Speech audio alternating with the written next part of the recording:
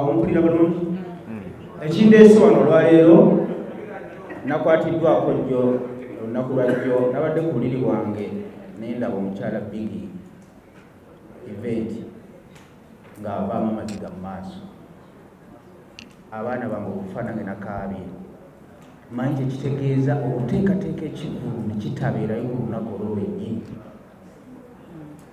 era ensonga bajjo ne balunywa bwe bankubidde nti mujje tubeerewo eno concert si ya muyimbi wabula eno press conference ya promota ne mugamba tenyina okubeerawo ebivulu twali twabisitooki nga kyekigambo ekituufu era ndooza mwakitegedde naye lwakuba nti eno concert yali yategekebwa dda nga erina okubeerawo era mbakakasa olwaleero amayembe emizimu pasita bugembe kaze kumanya lwaki weetabye mu kusaba nga tumanyi ng'omusajja atakkiririza mu Katonda kusaba. Kaakati omuntu yenna alina takkiririza teriyo muntu abeerawo nga takkiriza mu Katonda n'abeera successful.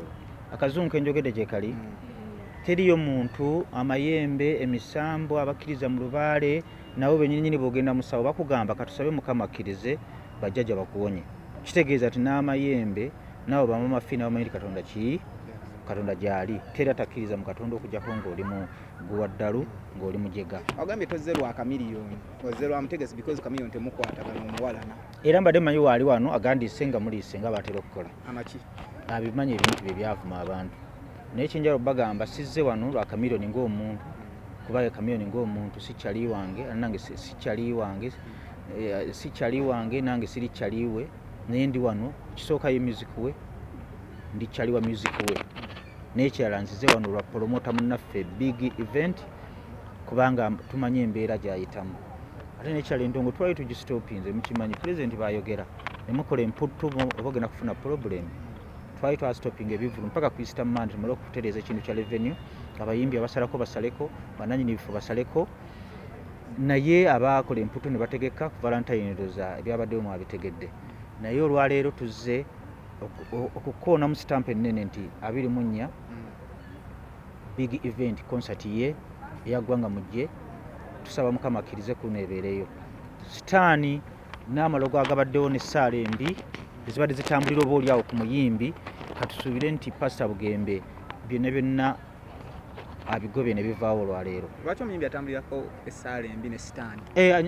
Anyiizizo manyi abantu abamu tebaagala kwogera mazima ate nga abagezigezi bagamba nti amazima gali kufuula ow'eddembe.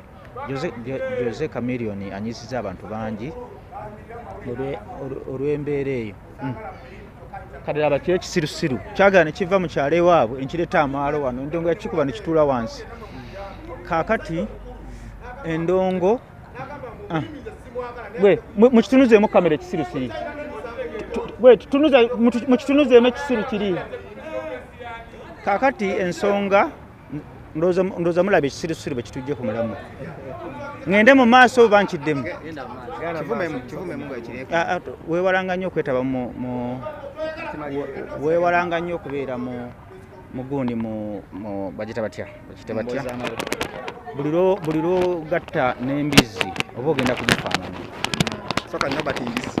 Robert Mbizi naawe kimanyi kyagala ne kiva n'amalo gaakyo nekigaleeta eno kati ndowooza kiraba omuntu omugunjufu tosobola kulanga abantu bali mu press conference n'owoggana booti eyo embizzi ejja kuva mu music industry eno music industry ennene temubeeramu bagwagagwagangaawo kakati mbadde mumbuuza kinzijje ku mulamu tubadde tukubuuza lwaki essaala embi n'emizimu gitambulira Chameleon kyeŋŋamba Jose Chameleon ekituufu tulina okukyogera n'otambula n'okuba owa booda n'omukuba kibooko ofuna bulungi eri omuntu eyafiira ewuwe bino nalabadde sibyogera kubanga eno mbaga ye yakusatu naye obeerayo essaala embi ne Mukama Katonda aziwuliriza nezituuka oba oliawo tetujja kugamba nti gezaleese embeera eyabaddewo kuba teri kibawo nga Mukama takoze eki tasazeewo naye alina okwetereeza okwenyiiza abantu beyanyiiza naffe tunyiiza abantu naffe tubeetondera naye eyo si ensonga yatuleese wano ensonga ya 24 tubeerewo badde bulijjo siffe tubagamba okubeerawo naye tubeerewo nga 24 muwagire omukyala munnammwe muwagire Jose Chameleon. Nawe okiriza nti ekisawe kyabaddemu eddogo era lye lyasudde stage olikiririzaamu eddogo twalisangawo tetusobola kulijjawo twalisangawo ate ne Mukama Katonda sitaani yamuteekawo olw'ensonga okimanyi nti sitaani waali ate sitaani waliwo lwasinga waliwo lwawangula ne lwakuba nti akeera nnyo naye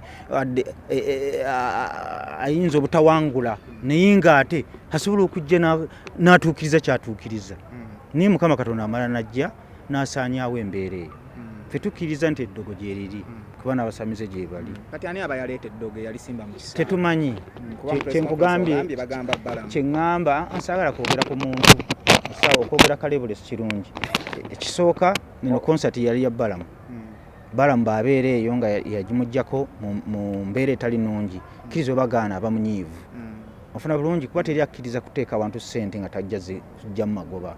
Balamu baba nga bamuguza konsati ye ya Chameleon ne bafuna obutakkaanya tasobola kusanyuka. Naye ekiddogo okuba nti Balamu yalireese kikiinaako bukakafu. Nvudde ku TV. Tonteeka mu mboozi z'abaana bato. Byebagula visito binteekamu. Mwebale nnyo, mwebalire ddala.